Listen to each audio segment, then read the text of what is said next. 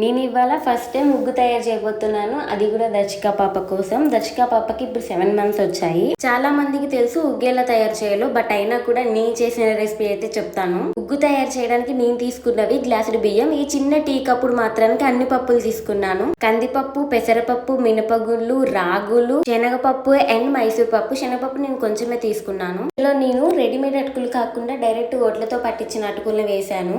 అలాగే ఇందులో నేను పల్లీలను సగ్గుబియ్యం వేసాను. సగ్గుబియ్యం ఎందుకంటే డైజెషన్ కి మంచిగా ఉంటుంది అనేసి నేను సగ్గుబియ్యం కూడా వేసాను. అలాగే వాల్నట్స్, బాదం పప్పు అండ్ జీడిపప్పు కూడా వేసాను. ఇవన్నిటి మంచిగా కడిగాలన్నమాట. శుభ్రంగా కడిగేసి వీటిని నేను ఒక 2 hours అయితే నానబెట్టాను. దాని తర్వాతకి వీటిని మంచిగా ఎండబెట్టాను అనమాట. ఇవి మంచిగా ఎండాయని ఎలా తెలుస్తుందంటే వీటిని పట్టుకోగానే మంచిగా సౌండ్ వస్తుంది, గరుకు గరుకుగా ఉంటాయి బాగా. అలా తెలుస్తుందన్నమాట ఇవి మంచిగా ఎండాయని చెప్పేసి. దాని తర్వాతకి నేను ఒక 5 minutes వీటిని లో ఫ్లేమ్లో పెట్టి వేయించాను అనమాట.